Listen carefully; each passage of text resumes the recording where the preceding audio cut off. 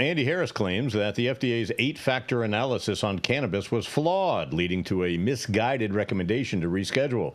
The man responsible for keeping Washington, D.C. from launching adult use sales is now attempting to sway the Drug Enforcement Administration from rescheduling cannabis.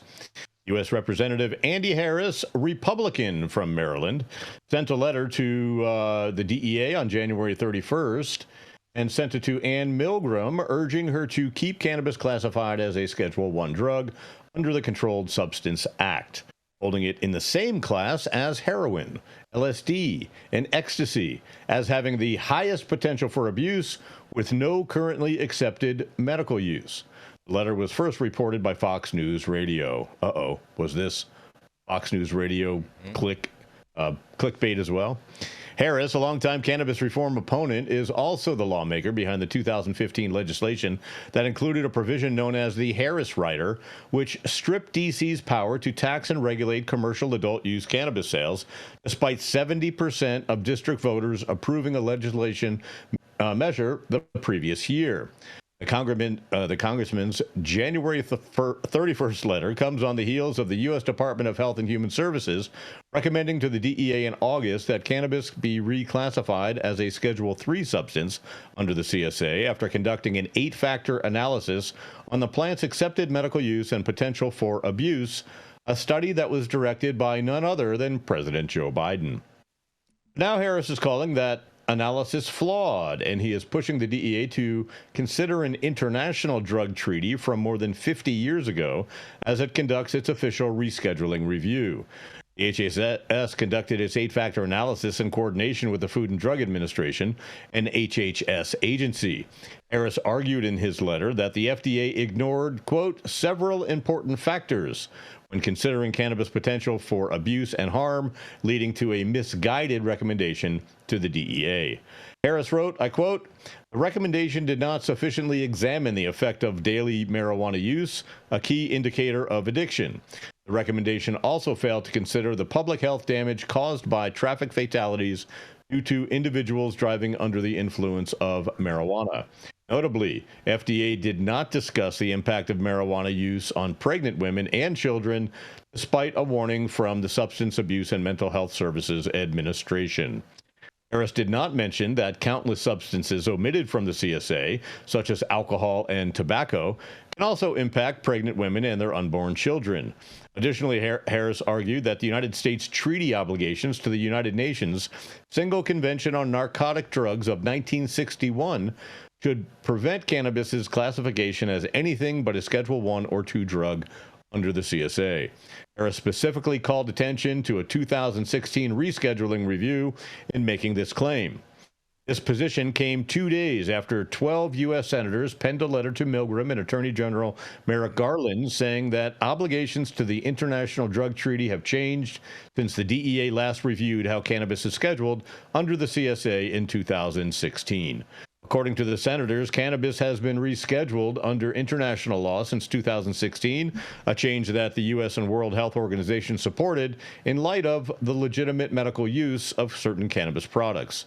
Still, Harris accused the FDA of biases in that it failed to compare cannabis's potential for abuse to many other Schedule I drugs instead of opting to hand-select drugs that appear more harmful. He said the only comparator substance in Schedule I in the recommendation was heroin. The agency could have included at least one Schedule I hallucinogen, such as LSD or ecstasy. The review even compared marijuana to alcohol, a substance that is not controlled. Did not review any stimulants, such as Adderall or Ritalin, or that are in Schedule II. It reviewed 9 scheduled substances, of which 5 were opioids, which had the effect of skewing the presentation of the data, he claims. Harris also said the FDA mischaracterized data on cannabis's harms, calling attention to the number of emergency room visits associated with THC as compared to other substances. He also said the FDA used a new 2-factor test instead of what he deems as a more reliable 5-factor test to determine cannabis's medicinal value and wrongly leaned on the prevalence of state legal medical cannabis programs as evidence of, quote, currently accepted medical use. Lastly, Harris suggested that the FDA misinterpreted 3 studies that had inconclusive or mixed findings to support its claim, and that cannabis has currently an accepted medical use. In conclusion, Harris asked Milgram to respond to 6 questions no later than February 6, 2024. First question, will the DEA abide by the legally binding treaty obligations related to drug scheduling as outlined in the single convention when determining marijuana schedule? Number 2, does the DEA believe that our international treaty obligations can be met if marijuana is placed in Schedule 3, despite the fact that Normal versus DEA in 1977 ruled otherwise? Does the DEA consider FDA's new 2-factor test an adequate method for determining a drug's currently acceptable medical use, and if so, why? Will the DEA use the 5-factor test to establish currently accepted medical use in its own scheduling review? Does the DEA consider it's acceptable to use studies that had inconclusive and or not statistically significant findings as justification for marijuana having currently accepted medical use? And number 6, does the DEA consider daily marijuana use, impacts on pregnancy and children, and effects of driving under the influence of marijuana necessary elements to consider when measuring marijuana's abuse potential? If not, why not? I'm Todd Dagan with High and I News. What do you guys think of this knucklehead Andy Harris?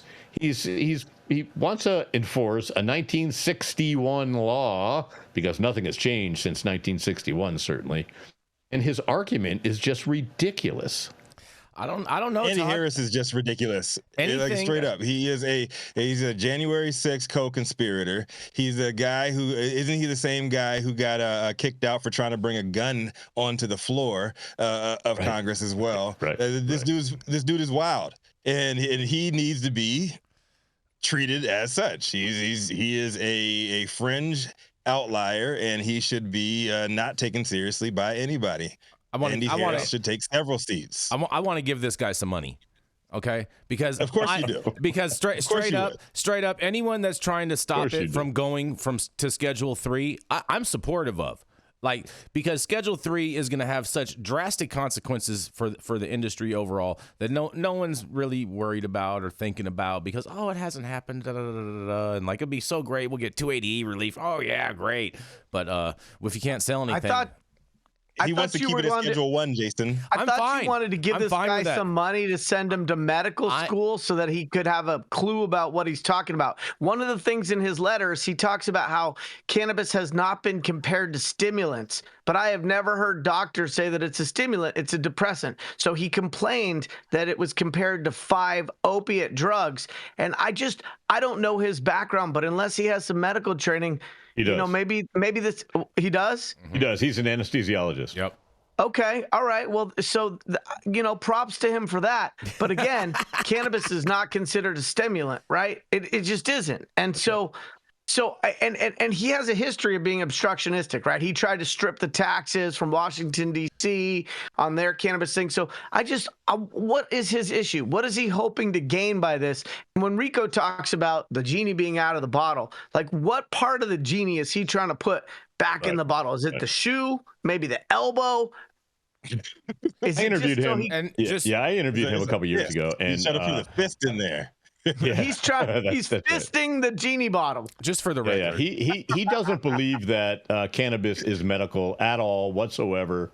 And it sounds like he's in Big Pharma's pocket because what he said to me was, look, I prescribe drugs all the time, but I know exactly what the dose is. I know exactly what the side effects are and so on and so on and so on. Cannabis, we don't know that because the research doesn't exist. So he thinks that the separation of the cannabinoids over time will be used to enhance some medications, from what he told me. So he should be pushing for federal legalization to allow for medical research that doesn't have to be done overseas. I agree with that. But he's just an anti-marijuana guy, and he just takes up space, wasting lots of time and lots of taxpayer money for sure. Well, I just should send him to Thailand. I just got to say that Jason got to send him some money. Yeah, maybe to New York. No, we can get them together. Listen, this is the thing. I do not want it to go to Schedule 3. I'm only for descheduling cannabis. Otherwise, leave it as a Schedule 1 drug. Leave it the hell alone. And so that's my position, and I'm sticking to that. And that's what it is. Jason, you're a medical patient. How do you say that this doesn't have any medical? I think that's totally advantages? I think that's totally ridiculousness that he's saying that.